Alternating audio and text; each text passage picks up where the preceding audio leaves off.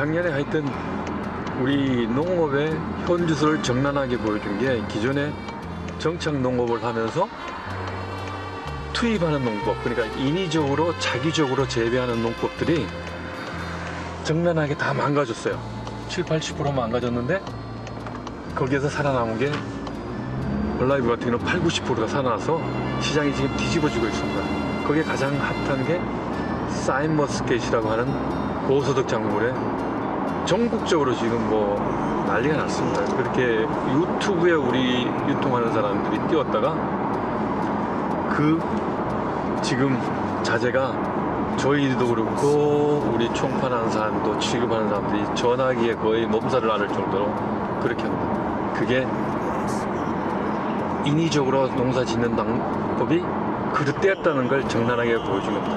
한 50~60일 동안 긴 장마에 광합성 작용을 못해서 인위적으로 키워놓은 것들은 영양 결핍이 아니고 작황을 이루지 못하고 심지어 피농, 폐농이라고 하는 것들, 열과가 부지기수로 나오고 그 현장이 작년에 농업 현장에서는 다 알려진 사실입니다. 2019년도에 그 바이러스가 왔었는데 바이러스에 걸리면은 이게 오이가 희한하게 뭐 꼬부라져 가지고 볼품도 없고 표죽에는 뭐가 물에 데인 것 마냥 툭툭 불어나고 이래 가지고 아주 뭐 상품 가치가 하나도 없습니다. 이게 화학 비료가 아니고 그 뭐 효모균이라고 그러는 걸 처음 써봤는데 친환경 자재에 등록이 되어 있고 토양 오염도 적고 작물 생육이 일정하게 자라고 수확량은 재작년보다 한 120% 정도 부산 공판장에서 거의 시세의 1~2위 안에서 높은 가격을 받았습니다. 강원도 원주에서 바이러스가 걸린 고추를 이 배양을 해서 이해 처리를 했는데 그 바이러스가 딱 멈추고 고추가 정상적으로 자라서 수확을 이 기존에 안 한 것보다 더 잘했고 주위에 고추가 그 당시에 보면 거의 노지 없었는데 이 고추만 생생히 살아있는 현장을 보고 거기에 대해서는 뭔가 여기에 대한 비밀이 숨어 있겠다 싶어서 여기에 이제 빠져들기 시작했죠. 지금은 제가 현장에서 실제로 눈으로 본 거 샤인머스켓은 뭐 수박, 대추, 고추, 복숭아, 자두, 대추, 고구마, 양파, 생강, 뭐 브로콜리, 또 쌍배추, 당배추, 그 블루베리. 시청자 여러분 안녕하십니까? 이 한국경제TV가 야심차게 준비한 혁신성장 코리아 시간입니다. 앞에 그 화면에서 보셨듯이 코로나 그 바이러스가 오기 전에 이미 그 식물계에서는 말스 전염병이 먼저 와 있었습니다. 오늘은 이 식물계 바이러스 치료제를 개발한 아주 훌륭한 분을 모셨습니다. 황 대표님 안녕하십니까? 안녕하십니까. 초대해 주셔서 감사합니다. 네, 일단 황 대표님이 기업 그 소개부터 좀 해주시기 바랍니다. 그 전에 잠깐 이 작년에 이게 매우 핫한 샤인머스켓입니다. 이게 청포도의 일종인데 네네. 생산자뿐만 아니라 소비자에게 어마어마하게 선풍을 일으켰던 그 포도입니다. 아, 그 상분이시군요. 예. 네. 저도 이거 선물을 받아가지고 했는데 이런 포도가 있나 이렇게 해서 깜짝 놀랐습니다. 이게 청포도 중에서도 네네. 이게 망고 맛을 낸다 그래서 껍질째 먹을 수도 있고 씨가 없어갖고 젊은이들에게 가장 인기가 좋은 포도 중에 하나입니다. 네. 그런 측면에서 이렇게 좋은 것을 이렇게 하는 데는 어떤 계기가 있었을 거를 생각하는데요. 그런 걸 좀 말씀해 주시기 바랍니다. 이런 성과를 낼 수 있었던 거는 거기에 보이지 않는 첨단 바이오 기술이 숨어 있었던 것이죠. 그 첨단 바이오 기술을 좀 말씀해 주시죠. 네. 이 첨단 바이오 기술은 기존의 농법들이 인위적으로 투입하는 농법으로 인해서 네네. 생태적인 원리를 어긋나서 그릇된 농법이었다는 것들이 적나라하게 들어간 것들이 작년에 현상이었습니다. 그 코로나 이게 사태로 해서 전 그 인류가 지금 고생을 하고 있지 않습니까? 네, 그렇죠. 근데 이게 갑자기 불거진 게 아니라 이 닭이라든가 이런 걸 집단적으로 지금 말씀하셨다시피 자연환경에 거역적으로 이렇게 그 생육하는 과정에서 이게 배태됐다 이런 쪽에 세계적으로 저명한 그 이렇게 학자들이 그 얘기하거든요. 그렇습니다. 그와 비슷하게 아마 농업에서도 사실 그 말씀하시는 게 아닌가 하는 생각이 드는데요. 제가 제대로 보고 있습니까? 그렇죠. 농업에서는 어떤 식물이란 게 먼저 감지를 했었죠. 네네. 사람들보다 동물들보다 먼저 화학 합성제라고 하는 호르몬제라고 하는 것들이 남용하고 있는 실정이니까 네네. 그러므로 인해서 식물의 독성이 그대로 먹이사슬의 최상위인 인간에게도 오고 동물에게도 그대로 전이가 되기 때문에 네네. 그런 현대 질병이 많이 생기고 있는 거죠. 그러니까 원시 시대에 자연이라 보면 자연에 맞는 인간의 그 DNA라든가 이렇게 염색체 구조가 됐는데 지금 그것이 다구를 통해서 자연 환경에 반하는 그다음에 농업도 그런 자연 환경에 반하는 그런 것을 그 섭취하다 보면 한 사람도 그런 DNA든가 이런 항체 항원 반응에서 사실 그 종전과 다른 여러 가지 현상이 나타나는 과정에서 이 예기치 못했던 이런 바이러스 질병이라든가 나는 거 아니겠습니까? 그렇죠. 대사 작용을 네네. 흐트러뜨림으로 인해서 네네. 변이종들이 나타나가기 때문에 식물에서도 몸살을 앓고 있습니다. 바이러스 때문에 실질적으로. 네네. 그래서 그- 시간이 가면 갈수록 그런 쪽으로 그 돌아가라 하는 이런 쪽이 되는데요. 지금 이제 첨단 그 생태 친환경 생태 비료 시스템 이런 게 좀 뭔지 좀 시청자분한테 와닿도록 좀 말씀해 주시기 바랍니다. 아마 기존에 네네. 그 단순한 비료가 아니고 비료 시스템이라고 하는 네네. 그런 새로운 개념이 이제 등장하게 되는데요. 네네네. 비료라고 하면 인위적으로 만들어서 네네. 혹은 그 부산물이라고 하는 유기질 비료를 투입하는 걸 가지고 네. 비료라고 명명을 했었는데 네네. 비료 시스템이라고 하는 건 생태적으로 생태가 살아있는 조건 하에서 작동하는 걸 비료 시스템이라고 제가 아, 명명을 네네. 했고 사실 논문에도 썼습니다. 네네네. 예. 그리고 그걸 이제 상생한다는 의미를 담아서 얼라이브라는 이름을 지었고요. 얼라이브에 대해서 좀 더 자세하게 좀 시청자분께 말씀해 주시죠. 그 얼라이브라는 게 사실 의미로 봐서도 뜻이 있지만은 생태가 살아있는 조건 하에서 네네.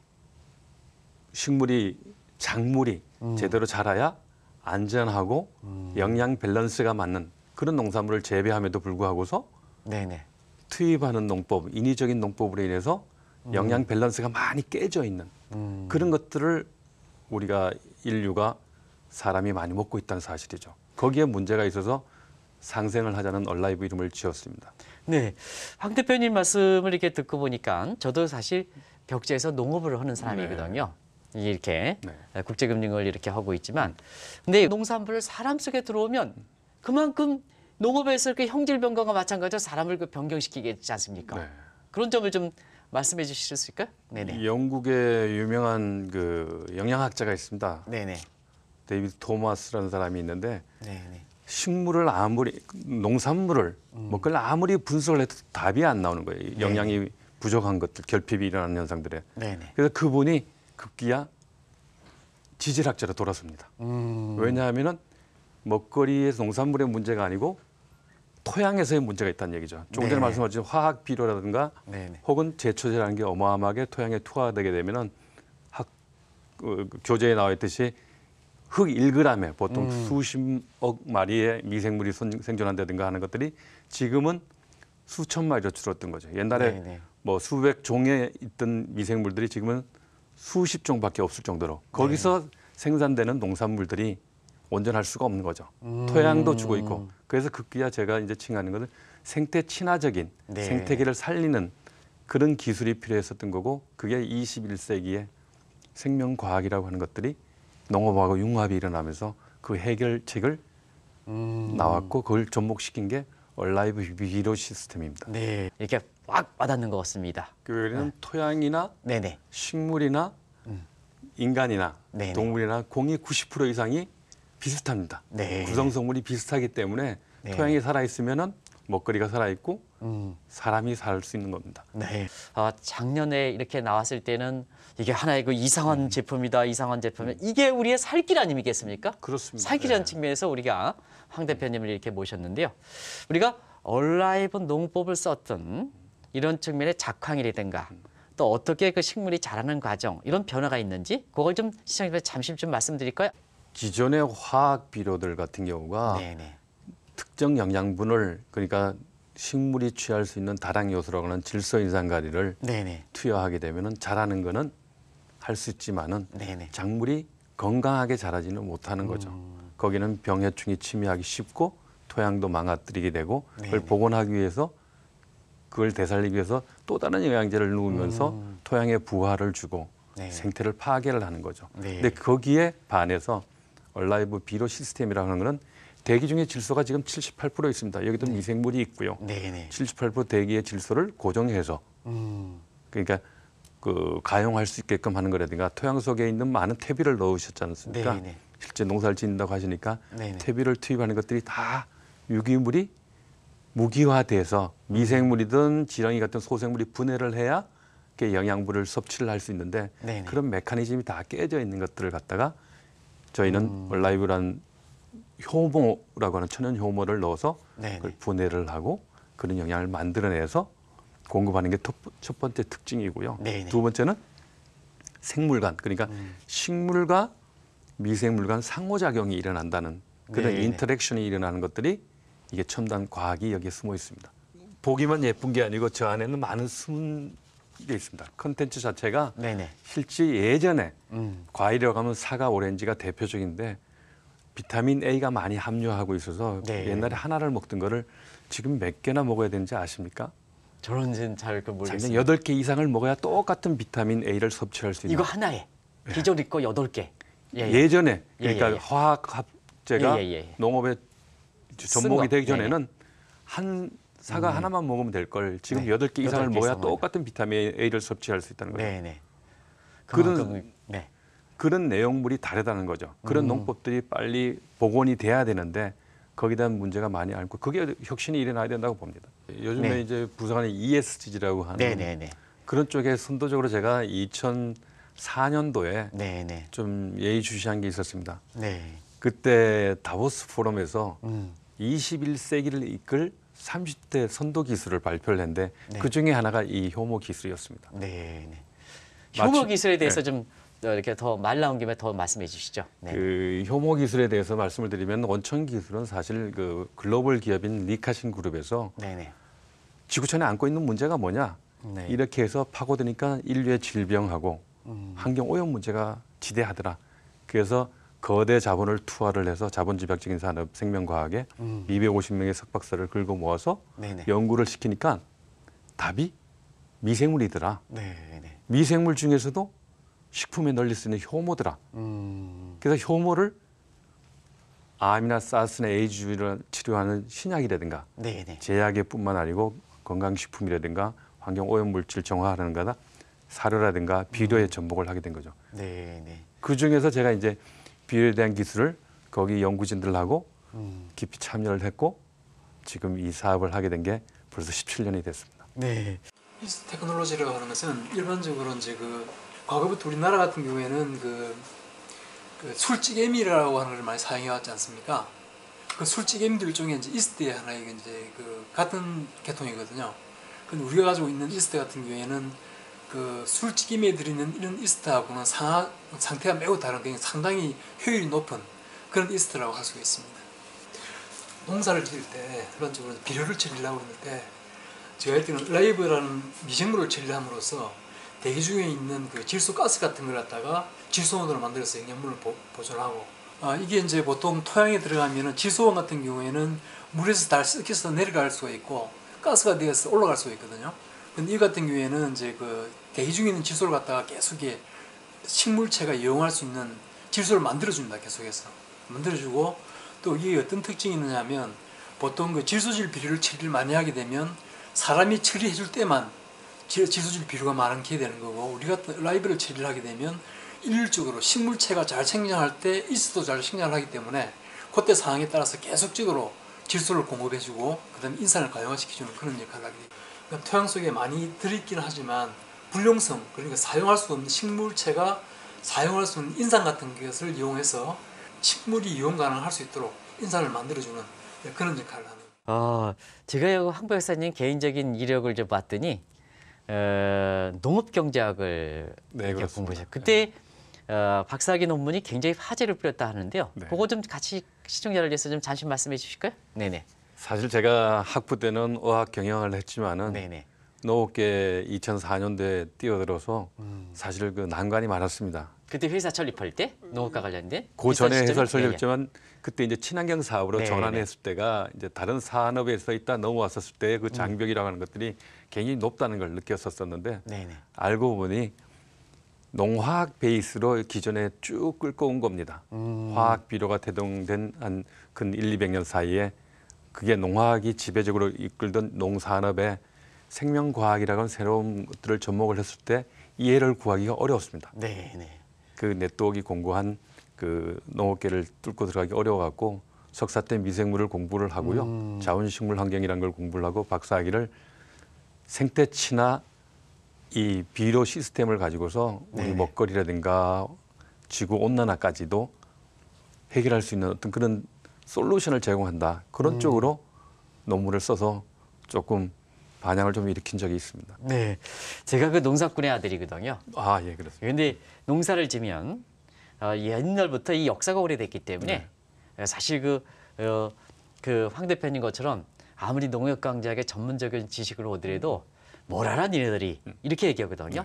어느보다도 기득권이 이렇게 센 게 사실은 그 농업이거든요. 그런 거 문제 저도 깜짝 놀랐습니다. 니네들이 뭘 알아 이렇게 했는데 다 주변 사람들이 칭찬하는 거 보니까요. 그 어떤 특별한 계기가 있습니까? 그것 좀 말씀해 주시기 바랍니다. 아마 실증적인 현상들이 일어나니까 네네네. 그리고 또 정직하게 아마 그 필드에 접목을 했기 때문에 그 반증이 아닐까 싶습니다. 네, 그 네. 직접 이제 이걸 갖고 움직이는 사람이서 그런 게 아니고 이걸 사용한 사람이 그 농가가 될 수도 있죠. 또 이걸 네네. 직접 그 섭취를 하는 그 소비자들, 도시 소비자들조차도 이거 다르다. 네네. 실제 이런 과일이든 채소들 같은 경우가 영양이 결핍돼 있고 질산염이라고 하는 것들이 굉장히 농축이 돼 있거든요. 네. 알게 모르게 그게 네. 내분비계를 교란 일으키고 그게 사카린보다도 5만 배나 독성이 있다는 그 질산염이라는 것들이 네. 농축돼 있다는 사실을 모르는 부분들을 이거에 대한 해결책이라고 하는 깊이까지 더 들어가게 되면은 네네. 아마 거의 매니아들이 많이 늘어날 것 같고요. 네네. 지금은 뭐 어느 정도 이렇게 풀뿌리 마케팅을 통해서 저변이 많이 확대되어 있습니다. 네. 바이든 대통령이 올해 출범하면서 사실 친환경적으로 돌아가야 된다. 그 신파리 협상이라든가 이게 이렇게 돼서 다시 가입해야 된다. 해서 이런 문제를 새롭게 부각되고 또 현 정부 입장에서 ESG 그리고 한국경제TV도 ESG와 관련해서 올해 가장 주력한 경영 방침 그리고 방송에서 가장 기준을 제시하는 첫 해거든요. 그렇기 때문에 아마 한 가지만 여쭙겠습니다. 이 얼라이브 농법, 그다음에 기존에 하는 방식과 이렇게 농산물에 이렇게 나오는 같은 농작물을 할 때 쓰레기라든가 이런 환경 오염적인 측면에서 얼마큼 차이가 있는지 그 좀 이렇게 간단히 좀 말씀해 주실 수 있을까요? 그 전에 잠깐 말씀드리면은 네네. 각종 쓰레기가 우리가 마무리 영장인 인간이 먹는 먹거리를 생산하는데 투여된다는 사실을 알면은 아마들 깜짝 놀랄 그럴 겁니다. 겁니다. 네. 우리가 음식물 쓰레기를 갖다가 음식물 찌꺼기를 동식물을 준 적은 있지만 그걸로 농산물을 재배한다는 것들에서 의식을 못하는데 예를 들자면 축산에서 나온 축분유, 음식물 쓰레기, 네네. 산업 폐기물 혹은 그 농작물 부산물들 등등이 토양에 투여돼서 아까 말씀드렸듯이 제초라든가 농약이라든가 써서 미생물을 다 죽여놓은 상태에서 네네. 이걸 활용을 못하게 되는 거죠. 네네.